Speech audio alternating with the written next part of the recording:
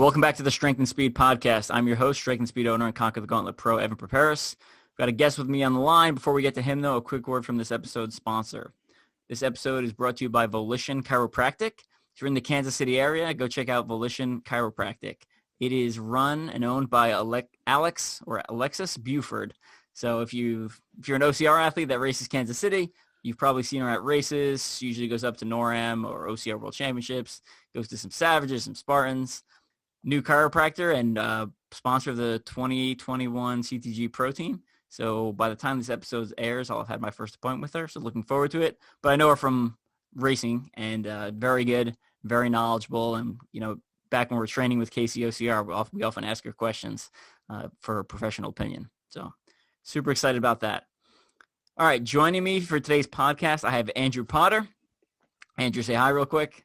Hey, how's it going, Evan? Good.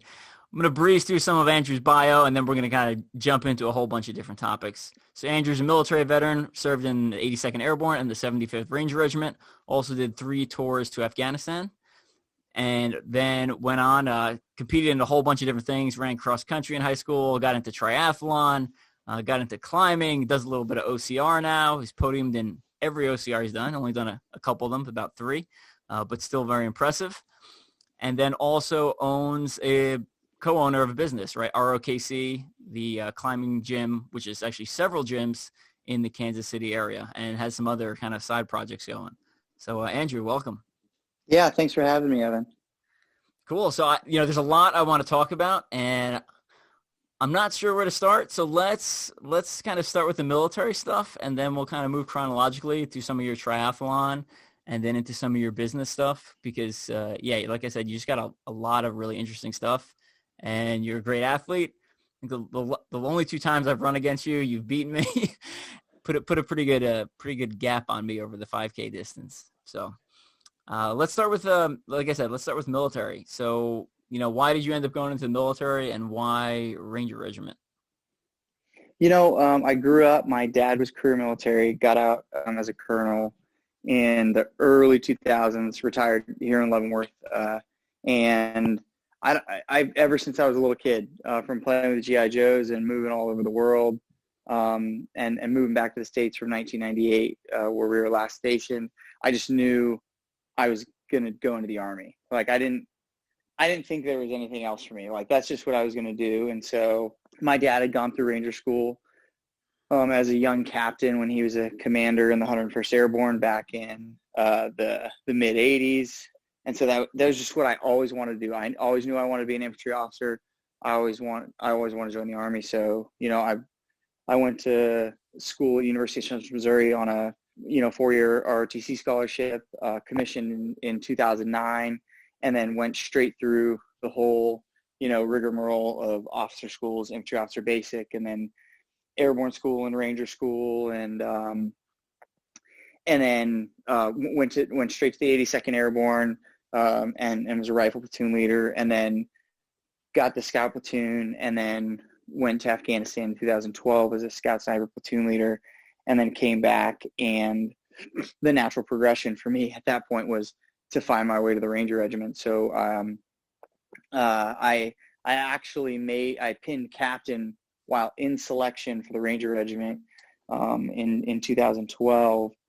And then spent the rest of my officer career there. Did 2 more tours as a Ranger and in the selection and training company as an executive officer. And I did some unique roles overseas. But that's kind of like the big picture of what I did in the Army and why. I guess it stemmed from my father. And then it was just a dream. I knew I couldn't be 60 years old and look back and be like, well, what if I would have done that? So it was just something that was in my blood, and now I'm here today as a civilian, but really, really proud that I got to do what I did. Yeah, and that's 82nd and 75th Ranger Regiment. Those are like top tier. That's like top of the conventional force Army, 82nd, and then 75th Ranger Regiment. I mean, right? That's special operations. They're especially special operations infantry company, right? They have a lot of very unique skill sets, and the soldiers in there are always top notch, right? Yeah, backing up a little, we've had Mark Godet on the podcast, who's also a Ranger, And people obviously know Robert Killian, Spartan World Champion, who's also a Ranger. Kind of jumping back to Ranger School, take me through some of your mindset going into that. I think this will come out right after me and Bobby Ross release the commentaries for one of my books, which we talked about Ranger School in there too. So just kind of take me through some of your mindset going into Ranger School. Yeah, I'll go into that in just a second. It's funny though, because Mark and I actually did a 10-mile run last time he was in town. He made it out. He made it out to see you. Yeah, in September. He had come through. He'd come through for selection, and we went and ran together. And then the previous time I had seen him was in Afghanistan in like 2014. I was flying through his base and randomly crashed at their outpost for an evening. And I knew him because I knew I was one of the fastest guys in the Ranger Regiment doing a sub 35 miler, and he was beating me, and I was like, who is this guy? So it just really, really funny. Yeah, that's good to hear, because he messaged me. We were supposed to meet up when he was in town, and I happened to be on a work trip for those 2 weeks. So like I completely missed him, and I was like, yeah, but if you want to stop by ROKC, one of the 75th guys is there, Andrew, and he's like, oh yeah, I know. Cool. So glad to hear you. Yeah, so we caught up and ran. But no, Ranger School, honestly, like my mentality going there, just totally unknown, was there's no option for failure here. Like if I don't make it through Ranger School, my career's over. Like and obviously terrifying because of that. Not really scared of what was going to happen in a Ranger School or the tasks that had to be completed, just like so afraid that what happens if I didn't get through it, And it's funny because then I became a Best Ranger Recycle. And so I recycled Nice. for 8 Welcome weeks. to the club. Yes. Yeah. And I just pounded like black and gold pickets like for like 8 weeks. And I just remember marching every night at like 4 a.m. to the flag and doing roll call, and then marching at 6 a.m. to the flag and doing roll call, and just doing that it was such a miserable experience as a Best Ranger Recycle. But for any of our listeners that don't know, essentially if you fail one of the 3 phases, they hold you over and you essentially do menial tasks for a couple weeks. And the worst time to get held over is over the Best Ranger competition, the competition that Robert Killian would eventually win, because it's so long. Like you said, it's 8 weeks, and it's 8 weeks where you're essentially on lockdown in a compound, and you're eating kind of crappy food, and they just have you doing chores like literally all day, every day, 7 days a week. It's literally the worst. So yeah, so for me, honestly, someone gave me a really, really good piece of like humbling advice, and I wasn't that humble of a human at the time. And so it was helpful to have this in the back of my head. But there were so many people much worse than me that had passed Ranger School, right? Right. But there were so many people much better than me that had failed. And so it didn't matter necessarily how great or how good I was. It was so much more about keeping your head in the game. It was so much more in some ways about like timing and just sticking with it, because like I said, there were plenty of dudes much better than me that didn't make it through Ranger School, and it had nothing to do with like their physical fitness, their talent, their intelligence, anything. It's just like Ranger School is just in some ways it's a game that's got to be played the right way. Like you've got a lot of factors that happen in Ranger School other than some of the physical toughness that comes with it. There's a lot of things that can go wrong. And so, yeah, that's what makes it scary is a lot of it's just out of your control.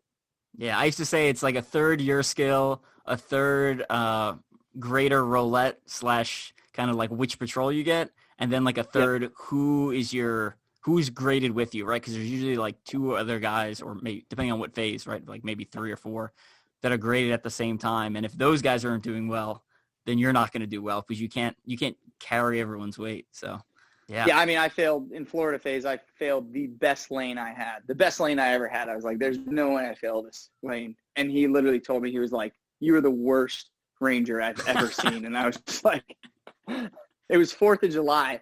I remember because I'm getting like straight failed, and there's fireworks going off in the background, and I was like, this is such bullshit. That sounds like my first go at Derby. I had he straight up failed me. Like everything was awful according to him. I was like, I thought that was actually a pretty good patrol, but whatever. All right. And I loved you're talking about the pressure going into it. You know, for me, that was the most pressure I feel like I've ever felt in my entire life, because I feel like my whole world revolved around Ranger School at that time. And it was just like, you know, if this falls apart, you know, like, what do I do next? So, and I talk about that in my biography. Like when I go into, you know, some people have like performance anxiety when they go into races, like, which, you know, you get a little bit of that, but like it was nothing compared to Ranger School. To me, that was that was more pressure than combat. That was more pressure than everything. It was like my whole world was at that single point. And like you said, it's sometimes frustrating because you don't have complete control over what's going on. Yeah, for sure. All right, awesome. Well, so you passed that, obviously, 82nd. Let's talk a little bit about Ranger Regiment before we start getting into some of your physical stuff. You know, take me through kind of the more focused on the mindset here. Take me through some of like the average or some of the people you've met in Ranger Regiment and kind of what their mindset is, whether that be in training or combat. Well, the funny thing is, like, when I look at myself, like I was a very high performer, you know, coming from the 82nd and getting an opportunity to go to the Ranger Regiment. And then I show up there and I'm legitimately like low man on the totem pole. It's the first place I am at where literally all my peers, many of them are like leaps and bounds ahead of me. Everybody's just so talented. Everybody's just so on point. And then you look at the guys to your right and your left, and not only does everybody care an extreme amount about what they're doing every day, they're very freaking good at it. You've got privates and specialists who have already done 3 tours to Afghanistan.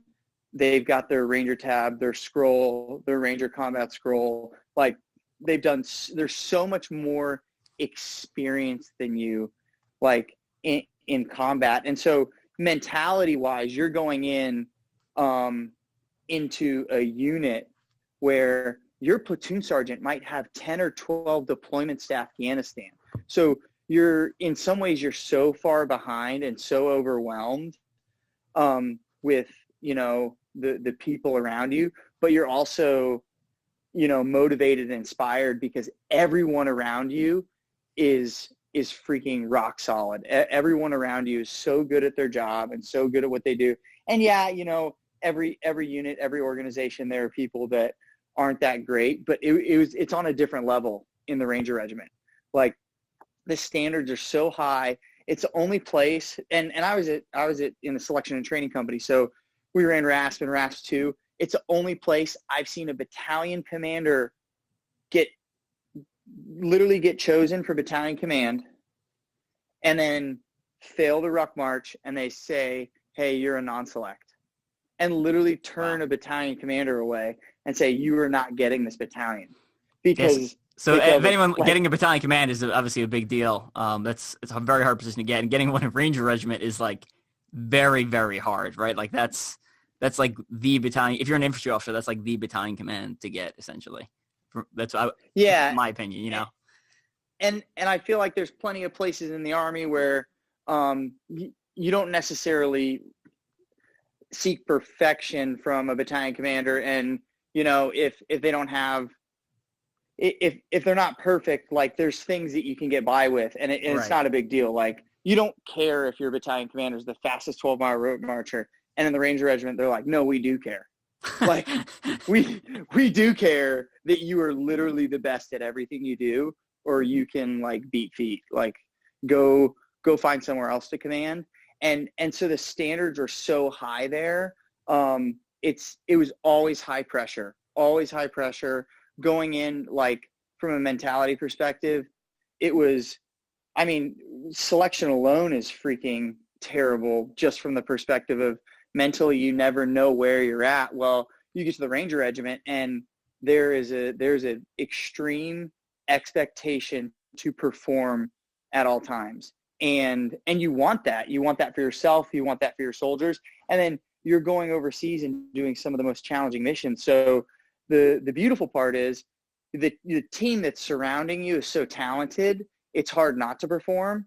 But then also it's like platoon leaders are getting fired left and right in training cycles because they screwed up a squad live fire. There's always 10 dudes in line behind you that are probably better than you, that are ready to take your spot, because the dream is, to be that Ranger platoon leader taking a team to combat. And so it's very high pressure, but the talent level is just like absolutely through the roof, because there's such a desire to perform. And I don't know, to an extent, I really loved that. I loved the fact that I was going into a unit where everybody really, really, cared about what they were doing, really, really gave it 110% every day. And that's what made it really special. Yeah, definitely. When you have everyone pulling their weight and then some, it pulls the average up, but then people who like maybe starting to slack realize that they can't slack, and they start performing higher too. It's an intense work environment, but or they get RFS, like yes, they just get released from the unit.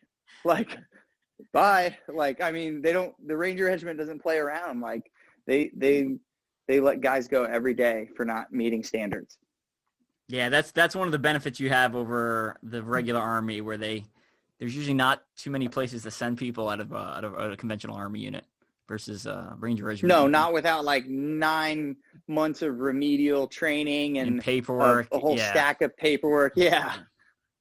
You got to prove that you've tried literally everything, and like you said, because there's a line of guys waiting in line, it's like, well, I'll just grab the next guy who's competent and hasn't stepped on his yet. So yeah, for sure. Gotcha. And just for people's reference, how long are the normal Ranger regiment deployments like when you were there? 6 to 9 months. Just depends. For me, not being a Ranger platoon leader, but being in both the Special Troops Battalion, but also being in Selection and Training Company, for our officers, our executive officers, and our operations officers, it was like it was kind of like where they needed a warm body. So it was like we got some like pretty neat specialty assignments, and I can't really go into some of the things that I got the opportunity to do, but basically it was like, hey, the reconnaissance company is doing this special mission, and we need an officer to go over and be a part of it. And Selection Training Company's got an officer, so we're going to send him. And so we got to do some really, really cool stuff because of that. But it was really unique compared to, doing target strikes with a rifle platoon in a line battalion. Nice. Cool. Sounds like some great opportunities. So the first time I met you was actually at the ROKC gym, Olathe, and Jenny Overstreet, one of my CTG teammate, introduced me to you, and I saw you had you have a 75th Ranger Regiment tattoo on your forearm, and like without asking you anything else, I was like, oh, what battalion were you in? And I could see her being like, what is he? And like we just started rambling off like military acronyms and back and forth. I just thought it was really amusing at the time.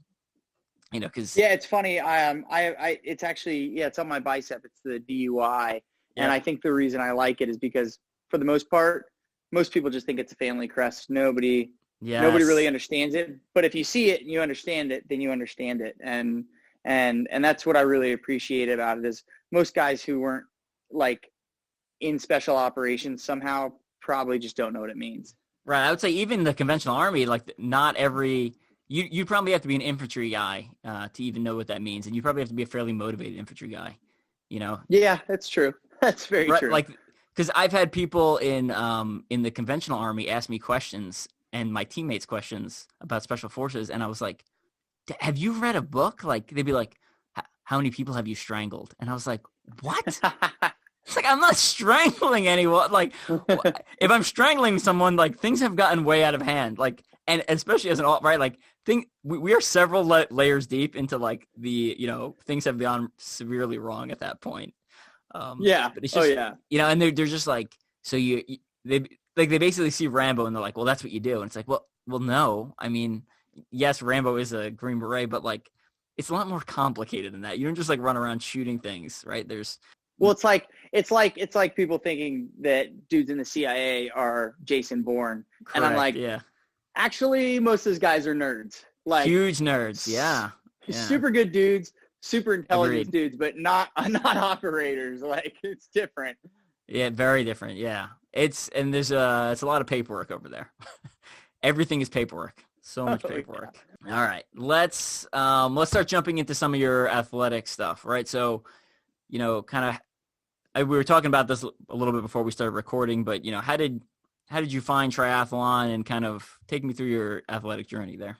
It's funny. A buddy of mine, Tom, who's actually here in town now. He's an ODA commander out in the Springs, and he's in town. Just got here a week or two ago, and we were both stationed in Fort Benning at the same time. And he was a big cyclist, just monster quads. And so he got me into a little biking. He was like, "Yo, let's do this half Ironman together." And I was just like, "When is it?" And he was like, 8 weeks. And I was like, "Yeah, let's do it." So I traded in my mountain bike and I picked up a Cerveo S5, which it's nice because it's got an aero frame, but it's still a road bike. So I could put some clip-on aero bars on it and race it, but then I could still go ride in groups with cyclists because I didn't have shifters in the aero bars. They were still on the horns. And so I could basically buy one bike and do multiple things with it. And we started riding together. He started pushing me, and I was at the time, like, I was still a quick runner. I was still running, sub 16:35 Ks and sub 30-minute 5 miles. And so we went and did this first half iron together there in Fort Benning, and it swam down the Chattahoochee River. And I mean, I'm a single captain at the time, so it's like I have nothing better to do with my life except just be fit. And so we just trained our faces off, and like my goal is to win the race, and Tom's goal was just to win the bike. He didn't care about anything as long as he had the fastest bike time, which he got. He got the fastest bike time, and I think I ended up taking second. I might have taken third, but I know I podiumed overall. And I just remember I had a 4 or 5 minute lead 8 miles into the run of the half marathon, and my gut just turned upside down. Like I folded like a lawn chair. It was bad. I had never done, I broke 5 hours in that race, and I think I was like low 450s, but I had never done a race, like basically a 4+ hour race. And so I didn't understand nutrition, and I was just like eating whatever on the run and stuff. And it just crushed me. And then because of that, I was like, oh my gosh, like, one, I should have won this race.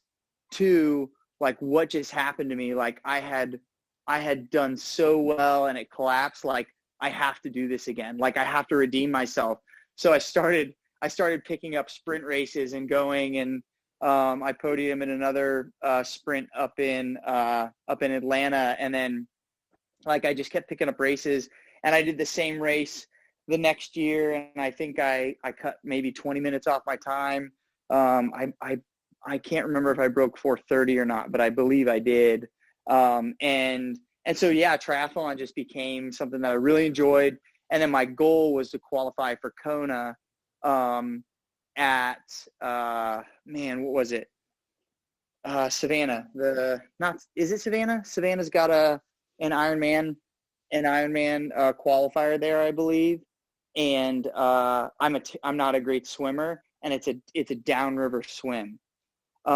And so I wanted to go to Savannah and qualify. And so I signed up for the race, was going to go. And then I got picked up for a deployment, and I had been training, and I got picked up for a deployment last minute, like a month before the race, and I got sent to Afghanistan. So I missed that race. And then coming back, I never really got back into the half iron distance. I starting businesses, and I got married and started a family, and the volume of training you have to put in with 3 sports to be able to do that is just too much. So I've still been racing sprints. I especially do the Jeremy Katzenberg every single year. Yeah. Love that. I still do it every year. Great race. And I do the Spencer C. Duncan. That's a 5K, but the Duncan family are some good friends of mine. And so for our listeners, if you go back and listen to it, was like bonus episode 4, I think it was, we had Colleen Katzenberg, Jeremy's wife, on the podcast, and she talked about the loss of her husband, Jeremy. And then I also work with his brother is my coworker. His name is Ben. So a lot of personal connections there. And I know there's a good story about you in that triathlon. We'll get to that in a minute, though. Yeah, no, those guys are what a good family. And so for me now, racing's more about like competing and just having fun and getting out there with friends, and then like, supporting my fallen brothers. And so I've continued to race some, but nothing too crazy anymore these days. I just, with 2 kids and a family, it's hard to put the volume in. I probably won't get back to the half iron distance, to be honest, because it's just so much work. Yeah. So tell people what your half iron PR is time. I believe I was right under 4.5 hours. Yeah. Fast. The answer is very fast. I know I was like, between 23 and 24 miles per hour on the bike, either sub 7 or low 7s, 7 miles for the run. And then, the swim, I know I was in the 120s for hundreds, it was, but I mean, I think I was in a wetsuit and downriver. So there's definitely a little bit of cheating there. I'm not that fast of a swimmer. So. And I love your, essentially one of your military friends is like, hey, let's do a half iron in 8 weeks. Like that's typical military, like, hey, I found this race. So true. It's like, I found this race, and it's like, when is it? It's like, I don't know. It's like a month away. And you're like, cool, let's do it. Like, you want to go do it and do dumb stuff? Yeah. Yeah. Just like totally winging it, totally relying on like willpower and whatever brute strength you've built up over the last couple of years. It's just so stereotypical. It just sounds like everyone I hung out with, for like the first 10 years of my career. Right. It's just, right on par there. And then the military, getting in the way of, races and stuff like that. That's also a common trait. So for anyone who thinks the military is a perfect place to be an athlete, parts of it are definitely helpful, but then there's other parts, especially when you're in more of a junior position where you're deploying and, especially for your time frame, when both wars were going a little more full steam, that's it's a busy time. So yeah, so take me, what lessons could you take from combat or military and apply them to racing, whether it be triathlon or OCR, just kind of, or competing in general? It's actually, I have a handful of really good lessons. When I was in the Ranger Regiment, I weighed like 187 pounds, and I was just like yoked. I was so like jacked. All we did was like eat quality food and work out hard, and be really fit. And, but what I realized when it comes to like racing and doing OCR or anything is it was an extreme challenge for me to maintain that level of fitness and that size. Cause it really wasn't my natural walk around weight. Now today I weigh like 170, I'm quite a bit lighter, and it's so much easier for me to be faster and leaner and feel more comfortable, and I don't have to work nearly as hard to like maintain. And I think what's really funny is we would always get like jacked before deployment, everybody work out super hard, get in good shape. And then I'd go on this deployment and I'd lose like 10, 12 pounds. Because my body was like, what are you doing with all this extra garbage, all this extra weight on you that you don't need or use? And what I found is for me to be my best self, my best athlete, instead of trying to like maintain a size, I really just try and maintain like my just natural walk around weight instead of try and stay as lean as possible from the perspective of, maintaining like a high density. So I want to be pound for pound as light as I can be, as strong as I can be. Whereas in the past, it was like, man, all these dudes in the Ranger Regiment around, all these NCOs and guys I'm around are just like huge. They're jacked. They're super strong. I've got to be like that. I don't want to be like the skinny Ranger Regiment captain, But what I realized as an athlete, it was like such a deterrent for me, because whether it's like moving up mountains or running or doing OCR, and then especially transferring into rock climbing, like that extra 12 pounds you have to carry around, like that's a lot of weight across a 30-mile run, or that's a lot of weight you're pulling up that rope or that wall that you got to jump over. And so what I realized is I can actually be almost as strong as I was, not quite as strong, but almost as strong as I was, and be lighter and faster and have an easier time doing it. So that was my like big takeaway from going to war from an athlete perspective, is I didn't need that extra mass or that extra muscle or that extra size for basically to be my best self, the best version of me being an athlete. Gotcha. Yeah, no, definitely some good advice. I've purposely cycled up my weight and down several times for kind of bodybuilding, powerlifting, now more OCR. And I found, like you said, a lot of that strength stays. You definitely lose some, but it's not as much as you would think. Your mind and your muscles remember how to do certain movements and can retain a lot of that strength, even though you're physically significantly lighter. So, and then you're right. Yeah, I mean, sure. Muscle is still weight, right? Like that's still weight you have to carry if you're going up a wall or going on a long run. So, and typically muscle is going to be a little more functional than fat, but if depending on what you're doing, right, I don't need super big lats if I'm going for just a trail run, right? Like that's not gonna help me. That's essentially as good as fat, right? It's just adding weight to the run. So yeah, and I mean, look at the dudes who are the podium guys, the best at OCR. These are not like big strong dudes. Like these dudes are very quick, very lean. They're strong, but they're not like big strong dudes. And it's hard to go up a mountain with an extra 30 pounds of muscle on you. Right. What about from like the mindset perspective? I know we talked a lot about mindset kind of at the beginning of the podcast here. Any kind of mindset lessons? Yeah, for me, the mindset is the same thing that got me through 2020, man. It's like one day at a time. It's the same thing that got me through Ranger School. Just focus in some ways on the next task ahead. Like stop thinking about the finish line and thinking about attacking the hill or the obstacle that's in front of you.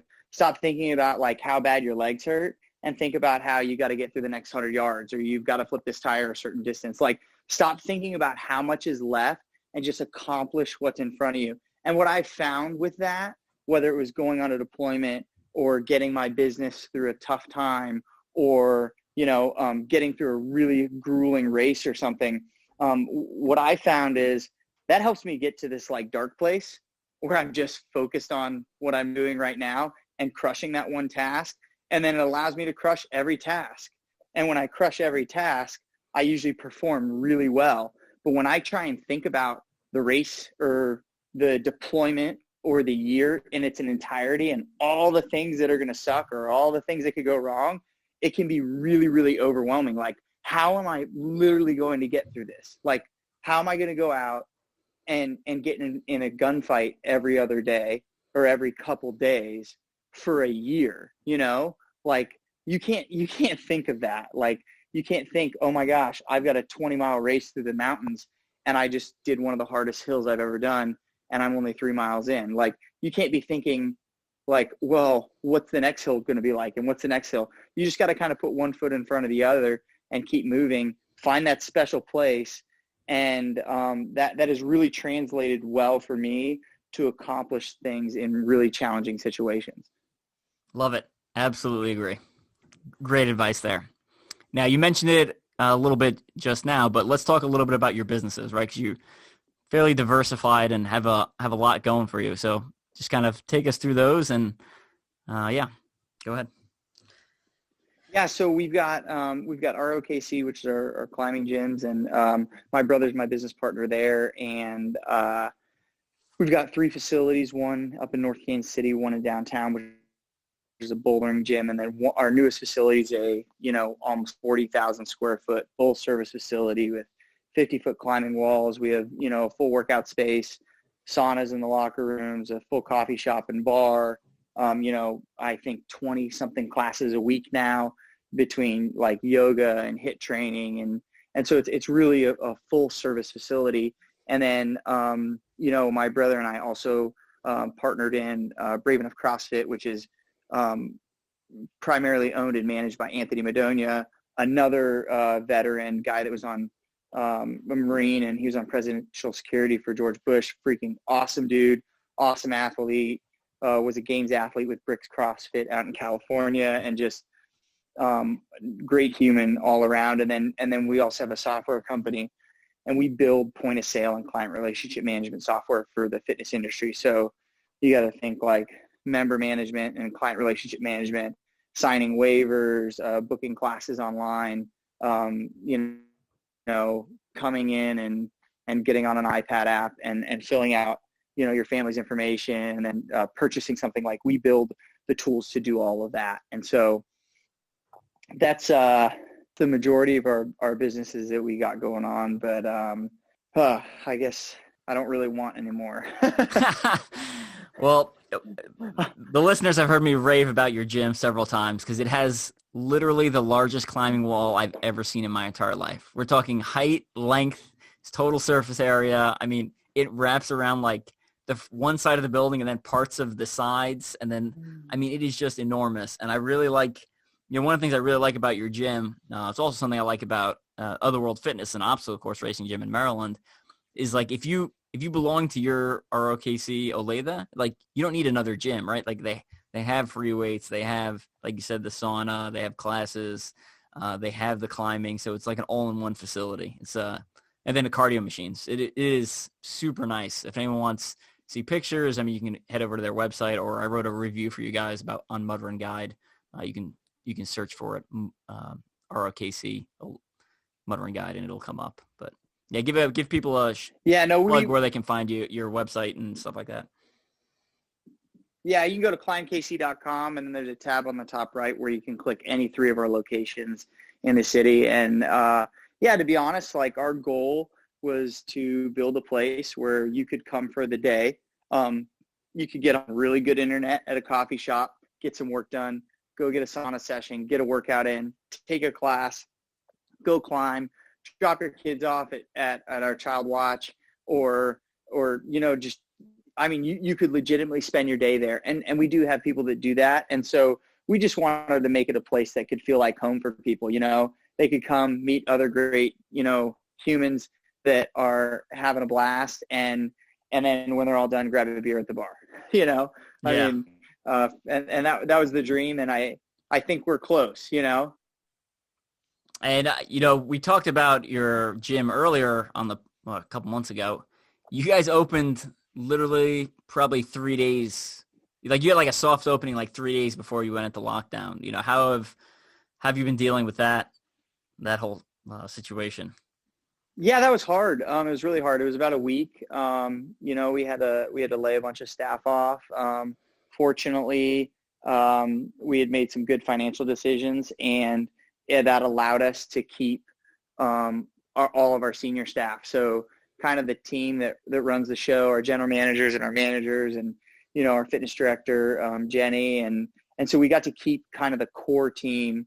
But then it took some rebuilding. It took rebuilding all year, getting the membership base back up, and then struggling through, like, learning how to operate a business in COVID.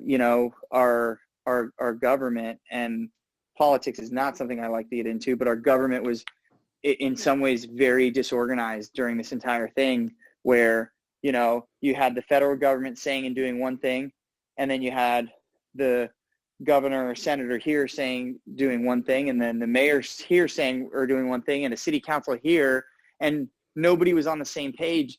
and we have 3 gyms in 3 different counties in 2 different states.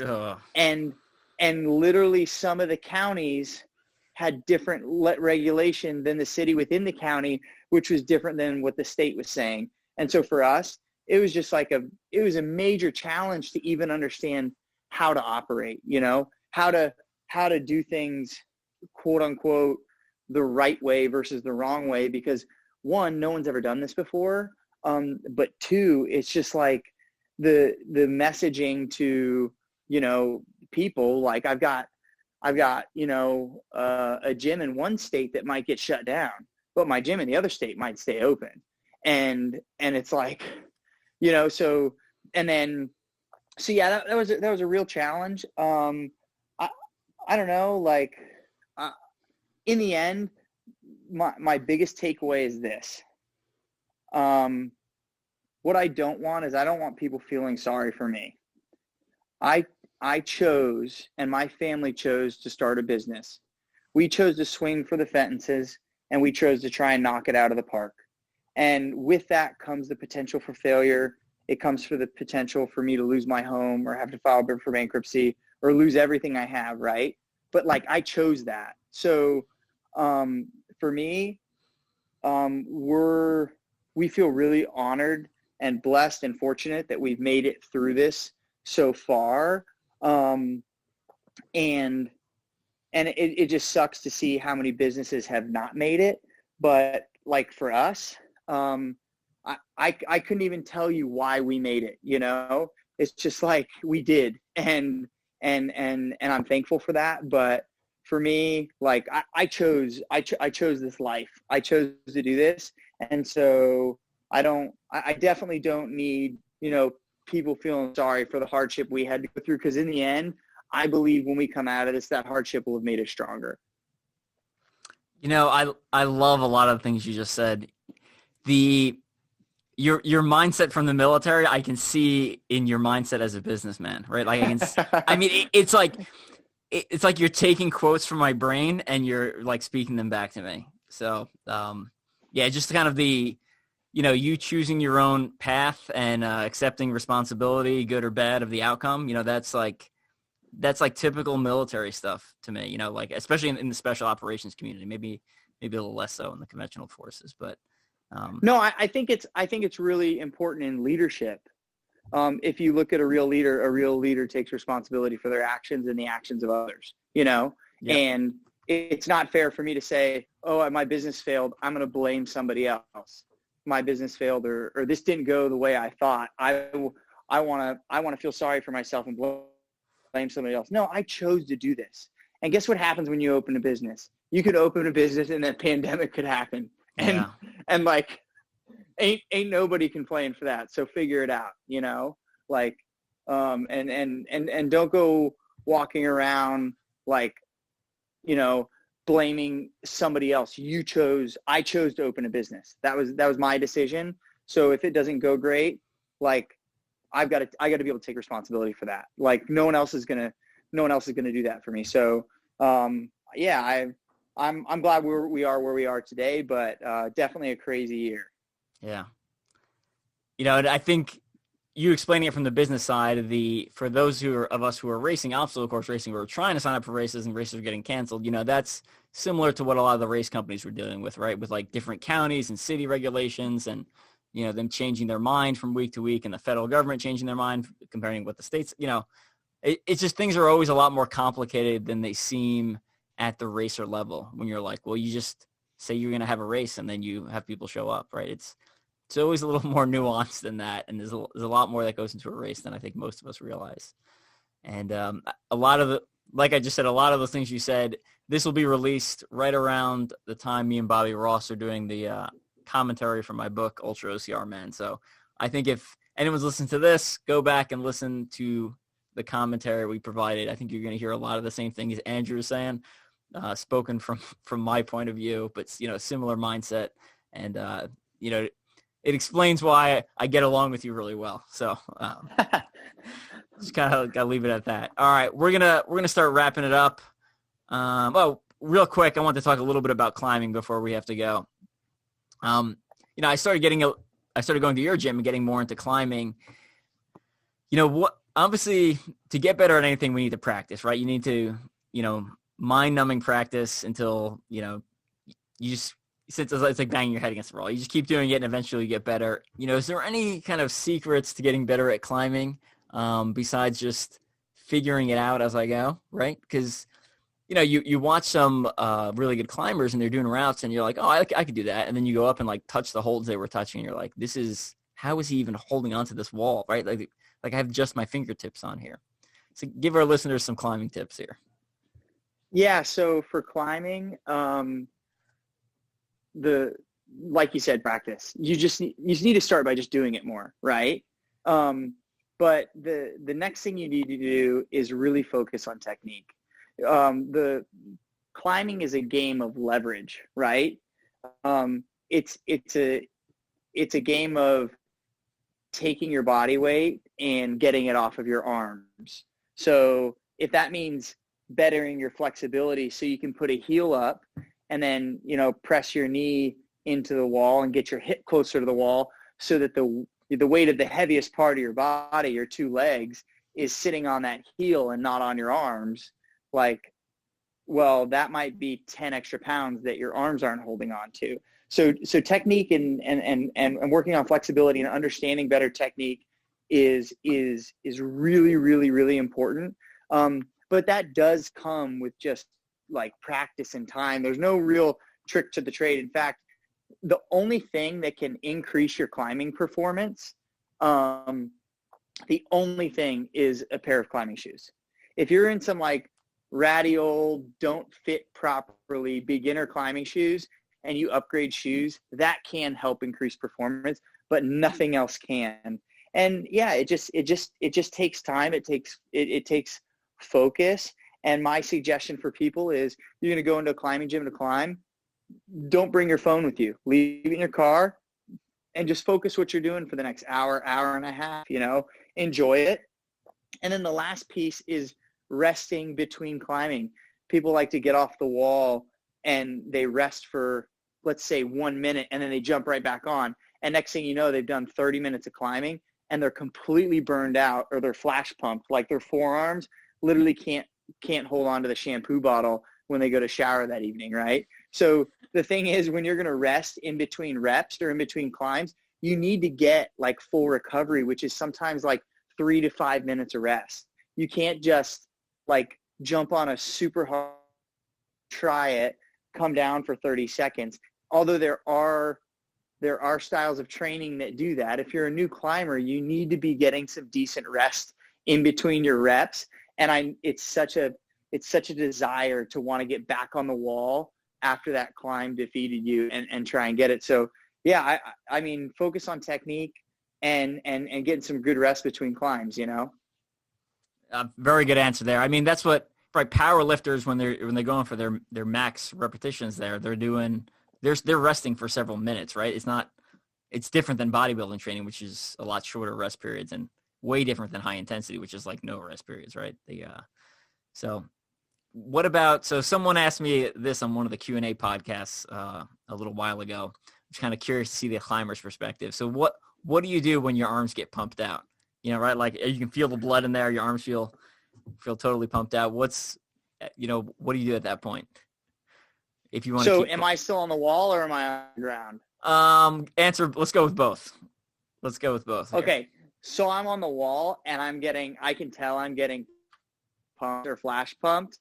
If I want to have a great session, I might just take the fall and not allow myself to get to a level of pump where there's so much lactic acid buildup that it's going to take an hour to recover, right? So I might just say, if I'm on a rope, I might just have them take, and I might just hang there and then give myself 3 minutes of rest on the rope so that blood gets back and we flush some of that lactic acid out. Otherwise, it could ruin your climbing session. So you don't want to put yourself in a position where you're so pumped that you're not going to recover from it. The only time we really want to get that pumped is if we're like trying to send our project and you're like at the chains, like finishing your project, and it causes you to be that pumped. Now, if you've already come down or you came down off of climbing, you're that pumped and you're still wanting to climb, there are some stretches that you can do that can help to relieve some of that tension. And then you can roll out your forearms as well. So I like to use like a beer bottle or even like one of those metal water bottles and just roll my forearm to try and break up some of that lactic acid and whatnot. And that might help you recover to get back on the wall. But between rolling out and getting like a solid 10 minutes, that's really what's going to allow you to keep going. All right. Good answer. I like it. All right. We're going to start wrapping things up. I did not prep Andrew for this, so blindsiding you with a question here. Well, actually, all your questions were blindsided. So now one of the things we like to ask people on the podcast is tell us something people would be surprised to know about you. So it could be anything you want. Usually the less having to do with fitness, the better. And then if you don't have anything that comes to mind, just a random war story will suffice also, because that's probably what I'm going to go with. Something a lot of people don't know about me is I was a base jumper for many years. So oh, really? I did a couple hundred skydives, and then I made about 80 something base jumps. And so, oh, wow. Like I jumped off the Prime Bridge in Idaho probably 20 times. Explain people what base jumping is, just in case they don't know. Base jumping is basically like urban skydiving. Like I climbed the. Never mind. I'm not going to say that. Don't get arrested. Climb a random cell phone tower and jump off of it, which is illegal. Yeah. You might. Yeah. No, actually, jumping off a tower is not illegal. Just trespassing is. There's nuance. And usually when the police stop you, they're like, "What are you doing?" And you're like, "I jumped off that cell phone tower." And they're like, "No." They're like, "Awesome." And they're like, "What's in the bag? What's in the bag?" And I'm like, a parachute. And they're like, "Shut up. You didn't." And then they open the bag and they see a parachute. And they're like, "Are you freaking kidding me?" And I'm like, "No, I'm dead serious." And they're like, "Do you have video?" And then I'm like, "Yeah, I got video." And then they look at the video and they're like, "Dude, don't do that anymore. Get out of here." Probably a little more serious these days. But yeah, a lot of really good base jumping stories. I made my wife a promise that when we started having kids, I would no longer base jump. And so a good idea. When we got pregnant with my 3-year-old, I had made one last jump like the month before. And I was like, all right, deal's a deal. And so I sold all my gear and I no longer base jump anymore. That's interesting. No idea. Actually, I don't know anyone that does base jumping. So this is a first for me. So let's see. The closest thing obviously I went to airborne school, so I've done static line a whole bunch. What people probably don't know is that's actually pretty close to base jumping. Like you're doing a jump at like 1,000 feet or less. True. I'd say the one thing people don't usually realize is like I hate jumping. I enjoy the jump. I think that's an adrenaline rush. I think that's fun. It's just the Army makes it very unfun, right? Like you sit around for a while and the most unfun. Yeah. And I've experienced the least painful way, which is in group in special forces. We put on our parachute like literally right before we jump. I mean, it's not like the 82nd where you sit in the harness all day and you're there for like 8 hours before you jump and you're doing race tracks, like sitting in the plane and people are throwing up. We essentially put on our parachutes, go over and jump. But the parachutes are smaller because you're supposed to get to the ground fast. And I'm always really worried about like breaking an ankle or busting up my knee.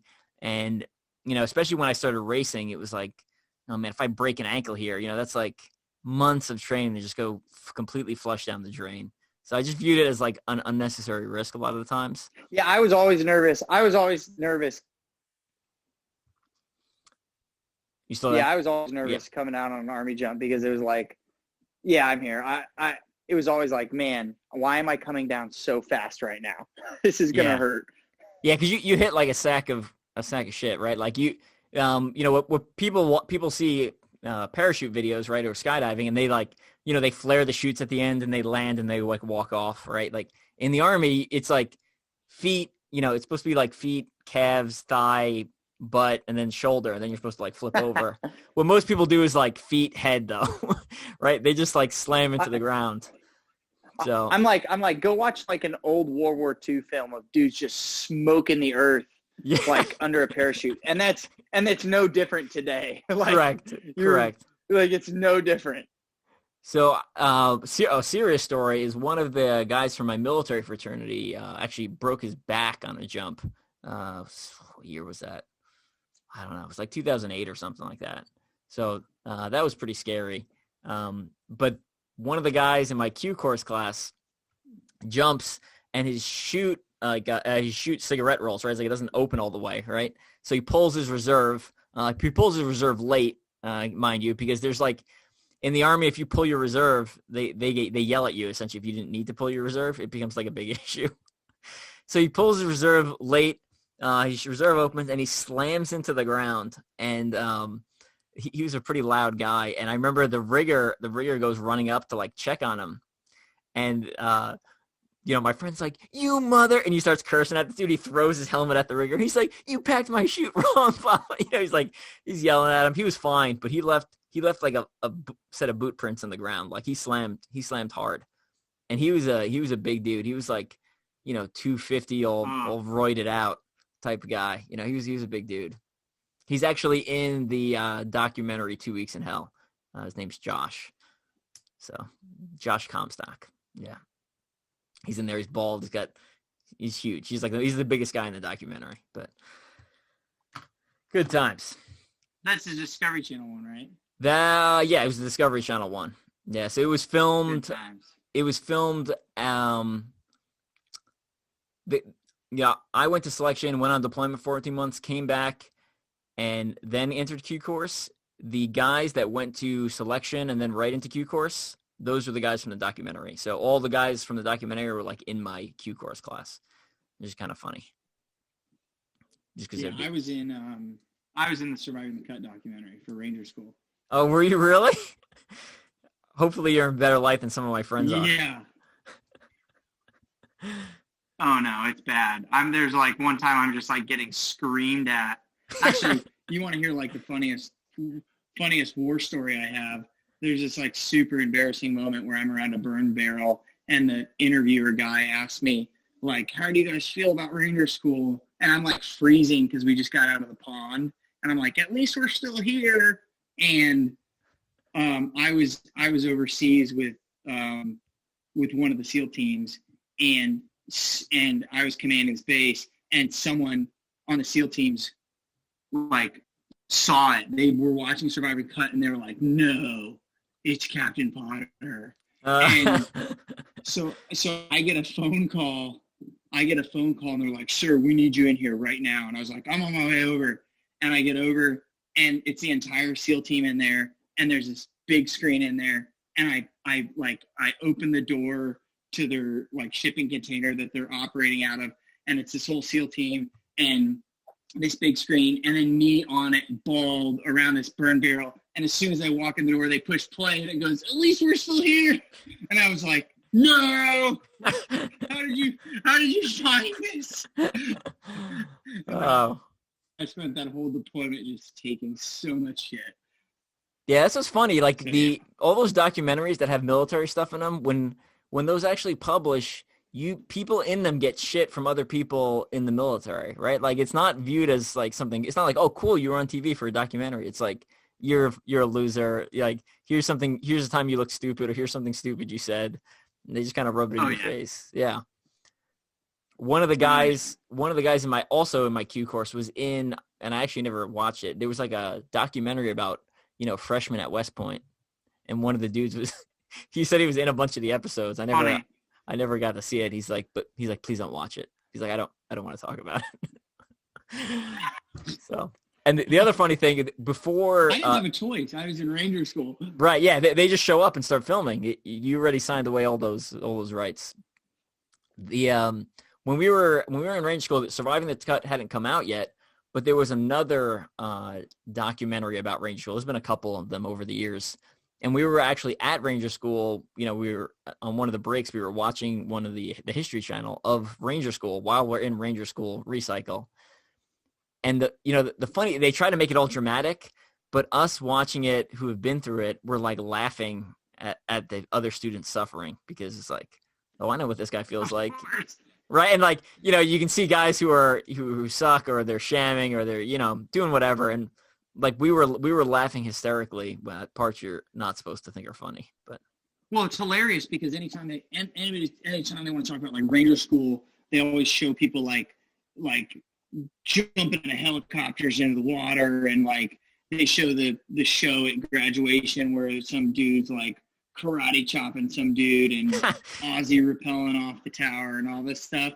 And then like you look at actual video from Ranger School and it's just like dudes falling down a mountain with 90-pound rucks, like exhausted and emaciated. And they're just like the sloppiest soldiers you've ever seen because they haven't eaten or slept in like 60 days. It's a complete mess. It's so comical. Yeah. Oh man. Good stuff. All right. Well, we're going to get going. Before we go, any final shout outs you want to give? Friends, family, sponsors, etc.? Oh, you know what? I do want to give a shout out because I'm a guy that does suffer from post-traumatic stress. And there's an organization here in Kansas City called The Battle Within that focuses on like veterans that are suffering. And it is, and we actually work with police officers and first responders as well. And it's just such a freaking good organization. And so all I want to do is for anybody listening or, any veteran out there, if you know someone that like is struggling or suffering, if you know someone that needs help, or if you just want to support a freaking great organization, check out thebattlewithin.org. And there's hundreds of local veterans, first responders, and police officers who've gotten a new lease on life going through that program. And so if there was something that you wanted to check out and maybe support or like give somebody, the site to go check out, if it's something that could help them, like if I'm going to have an opportunity to plug anything, it's going to be that. So. Gotcha. Absolutely good stuff. And, definitely sounds like a great organization. And if anyone's having trouble, obviously reach out because you can't get help if you don't ask for it because people don't know you're having trouble. So I know some of the military guys I've worked with have, you start, we get into this culture where it's, you can't show weakness and you're not supposed to ask for help. So it's, it becomes hard for people. Oh, that's like an entire another episode. Let me tell you. Yeah. Like, yeah. And the drinking culture in the military is it's pretty robust, right? Because that's like, it's just very common for people to drown their problems in alcohol. So. Oh, 100%. 100%. Yeah. All right, we're going to get going. If anyone wants copies of any of my books, you can pick them up, teamstrengthspeed.com. The training books, the new Strength and Speed Guide to Elite Obstacle Course Racing, the digital version is now up on Amazon. New interviews in the back. I updated the pictures. Bobby Ross from Stoke Shed puts them in there, updated the training in there. It's just a significantly better. Make sure you check that out on Amazon. And then if you like some of this military stuff, anyone wants to pick up my biography, Ultra-OCR Man, from Special Forces Soldier to Record-Setting Obstacle Course Racer, it's available on Audible, digital on Amazon, and then hard copy also from Amazon or from my website. So you can head over and check those out. And then if you're interested, if you're come from a military or a triathlon background, interested in getting more into obstacle course racing, my other book, Mud Run Guides, Ultimate OCR Bucket List, also available off Amazon or off my website, teamstrengthspeed.com. And that has like a who's who of the races and, what's going on and gives you kind of a rundown of the sport in general. All right, we're going to take off. Andrew, good talking to you. And I will stop by the gym and come climb sometime probably next week. All right. Sounds good. I'll see you soon. Thanks, Evan. All right. Thanks.